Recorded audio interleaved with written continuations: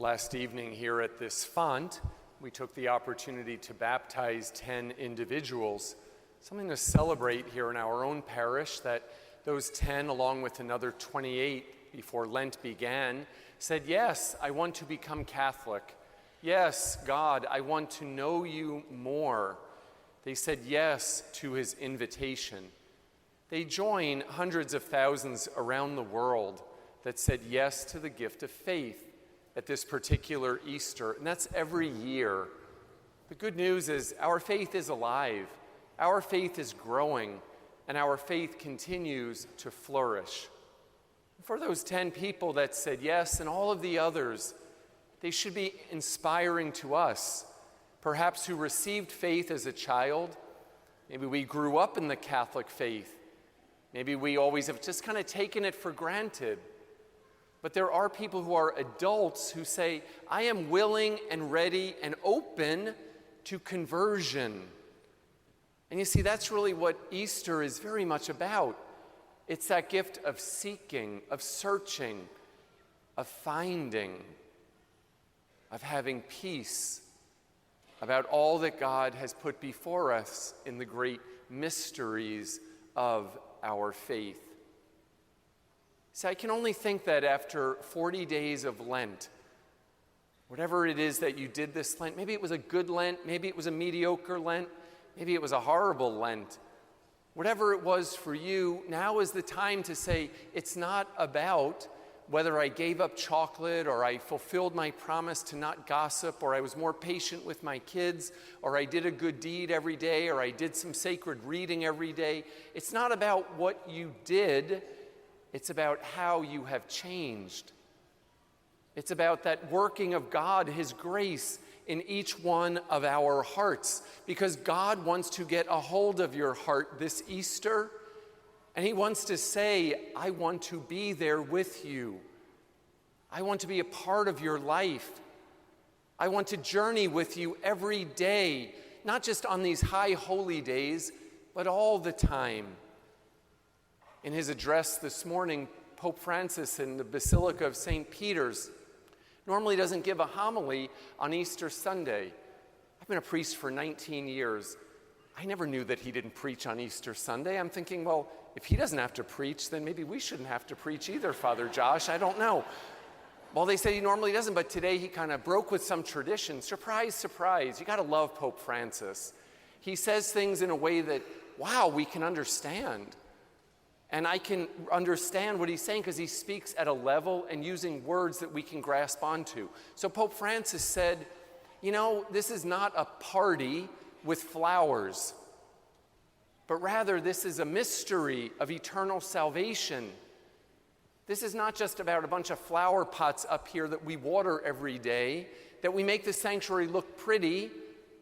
You know, my friends, this is not about the millions or billions of jelly beans that will be consumed today, that if you laid them end to end, every jelly bean that's going to be eaten today, if you laid it end to end, it would circle the world 3 times.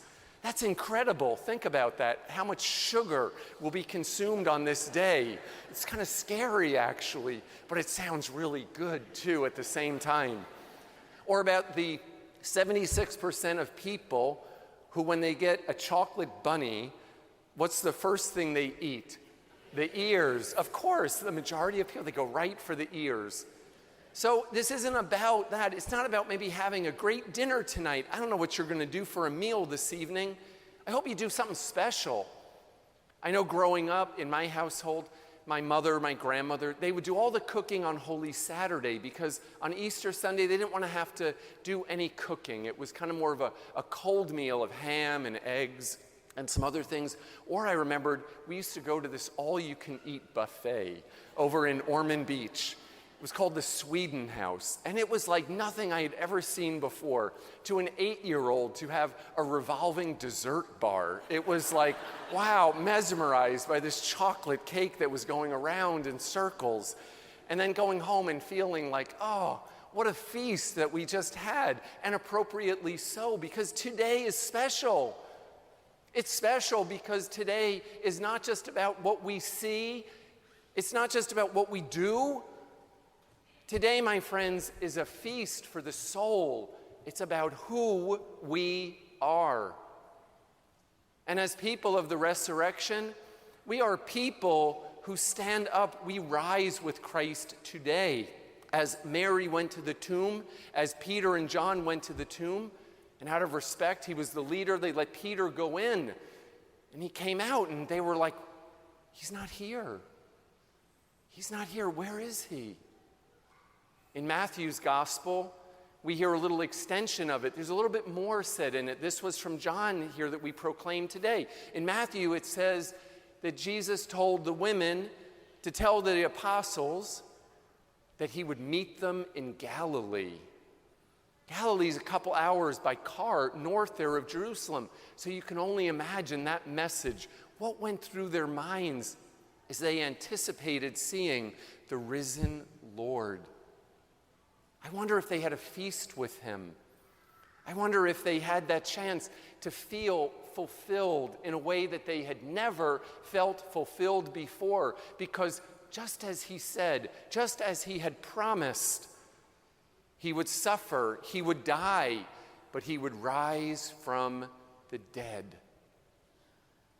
My friends, that's amazing that a man would be able to do that, not just 2,000 years ago, but today, for us to have that great hope of being with him in the kingdom of heaven. I ask you today, what are you looking for on this Easter Sunday?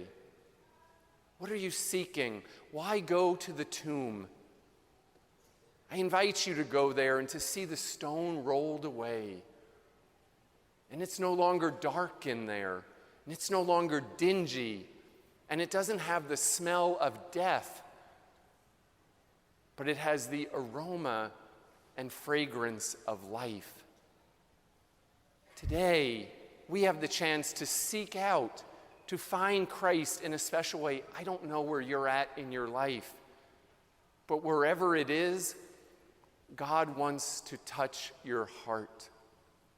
He wants you to feast today, not just on food, not just on company, not just on one another, but on him, on the gift of hope, on the promise that he gives for eternal and everlasting life. What are you seeking? What will you find? I hope it's a great sense of joy, of comfort, and of peace in knowing that you are different today than you were yesterday, because Jesus has risen from the dead.